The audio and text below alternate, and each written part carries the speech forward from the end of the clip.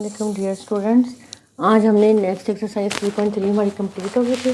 आज हमने exercise start करनी है 3.4। 3.4 में हमारा टॉपिक आ रहा है integration by parts.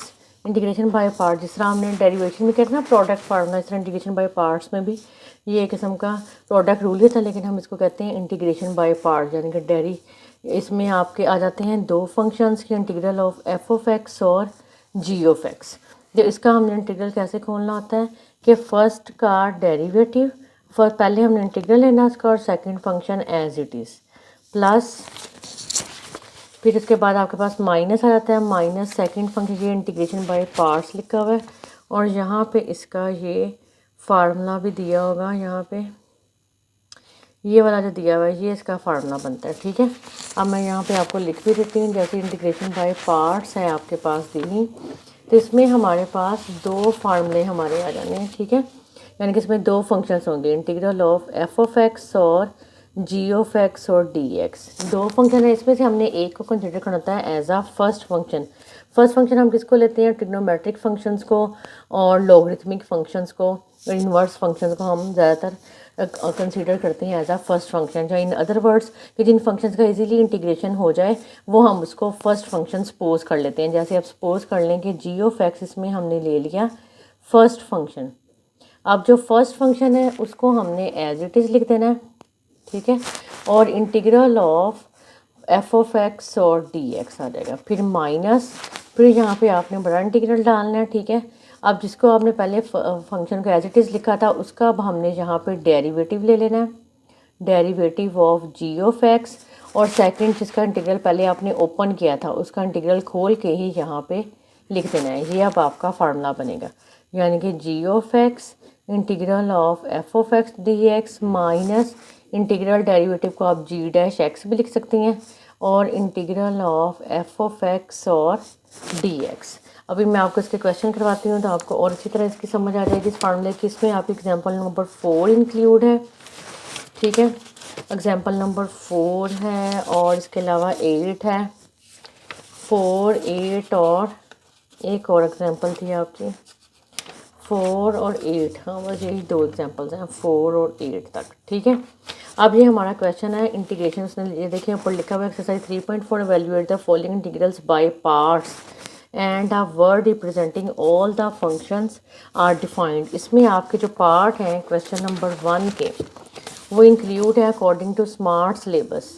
Question number 1 के हमारे पार्ट हैं वो मैं यहाँ पे लिख रही हूँ। 2 पार्ट है, सेकंड पार्ट है, थर्ड पार्ट है, उसके बाद आपका है 6 पार्ट, फिर है 7, 9 और उसके बाद आपका आ जाता है 13, 14, 15 और ये जो है ये है 19 और 21 पार्ट। ये पार्ट हमारे क्वेश्चन नंबर 1 के हैं। इसमें इंक्लूड जो हमने सॉल्व करने हैं इंटीग्रेशन बाय पार्ट से। तो अब मैं इसको आपका क्वेश्चन सॉल्व करवाती हूँ ताकि आपको फार्मूले की भी अच्छी तरह ये समझ आ जाए। इसका सेकंड पार्ट देखिए, इंटीग्रल ऑफ लिखा हुआ है लॉग एक्स और डी एक्स। अभी मैंने आपको बताया था कि लॉगरिथमिक फंक्शंस को, इनवर्स फंक्शंस को, इन फंक्शंस को हम क्या करते हैं एज अ फर्स्ट फंक्शन लेते हैं। तो लॉग एक्स को हमने ले लिया एज अ फर्स्ट फंक्शन। यहाँ पे आप लिख भी सकती हैं कंसीडर, या एरो लगा के इसके नीचे लिख दें, या इस तरह लिखते हैं consider log x as first function. अब मैंने भी आपको बताया कि जब आपने जिसको फर्स्ट फंक्शन ले लिया है, यानी कि इसकी इंटीग्रेशन बाय पार्ट्स में जिसको फर्स्ट फंक्शन लिया है लॉग एक्स को एज इट इज़ लिख देना है, और integral of D x, integral of D x क्या होता है एक्स, फिर माइनस यहाँ पे इंटीग्रल आएगा। अब लॉग एक्स का डेरिवेटिव, लॉग एक्स का डेरिवेटिव हमारे पास क्या बन जाएगा 1/x, और ये जो आपने इंटीग्रल अभी पीछे ओपन किया इसका उसको आपने यहाँ पे लिख देना dx। तो ये आ जाएगा x log x minus x, x से कैंसिल हो गया, इंटीग्रल ऑफ dx, और यहाँ पे आपका आंसर आ जाएगा x log x, integral of dx होता है x और प्लस c। ये आपका क्वेश्चन सॉल्व हो गया, इंटीग्रेशन बाय पार्ट्स का फर्स्ट क्वेश्चन। इसका जो है सेकंड पार्ट। अब नेक्स्ट हमारा आ रहा है इसका थर्ड पार्ट। अब थर्ड पार्ट में देखिए आपकी क्या वैल्यू है। थर्ड पार्ट में हमें फंक्शन दिया हुआ है integral of x log x और डी एक्स लॉग एक्स और डी एक्स, क्योंकि लॉग एक्स का हमारे पास इंटीग्रेशन नहीं होती, इसलिए हम लॉगरिथमिक फंक्शन इनवर्स फंक्शंस को as a first function suppose कर लेते हैं। कंसीडर, यहाँ पर आपने लिखना consider log x as first function, consider log x as first function. Integration by parts करते हुए then by integration by parts आपका क्या आ जाएगा, log x as it is और एक्स का इंटीग्रल क्या होगा, एक्स की पावर में एक ऐड हो जाएगा और नीचे भी वही वैल्यू आ जाएगी। पावर इसकी क्या थी, 1+1, ठीक है, माइनस इंटीग्रल, फिर लॉग एक्स का डेरिवेटिव, लॉग एक्स का डेरिवेटिव क्या होगा, 1/x, और फिर इसका ये जो आपने भी इंटीग्रेशन खोल लिया है इसको आपने एज इट इज़ लिख देना है, और साथ में क्या आ जाएगा, डी एक्स। जहाँ मैं आपको दोबारा फार्मूला बता देती हूँ, इंटीग्रेशन बाय पार्ट से हम ये क्वेश्चन सॉल्व कर रहे हैं, ठीक है। इंटीग्रेशन बाय पार्ट्स का मतलब है कि आपके पास दो फंक्शन है, एफ ऑफ एक्स और जी ऑफ एक्स, जिसको आपने फर्स्ट फंक्शन कंसीडर किया है उसको हमने एज इट इज़ लिख देना है, integral of f of x, फिर माइनस, हमेशा दरम्यान में साइन आएगा माइनस का, इंटीग्रल ऑफ, फिर आपके पास आ जाएगा integral derivative of G dash x, यानी कि जो फर्स्ट फंक्शन है उसका डेरिवेटिव, और सेकंड का जो इंटीग्रल खोला है उसको आपने यहाँ पे लिख देना है। अब यहाँ पे भी देखें लॉग एक्स, और यहाँ पे क्या आ जाएगा, x square over 2 minus integral 1/x x square over 2 और डी एक्स। यहाँ पे आपका आंसर आ गया x square log x over 2 minus integral x से कैंसिल हो गया, बाकी आपके पास क्या बच गया, x/2 dx।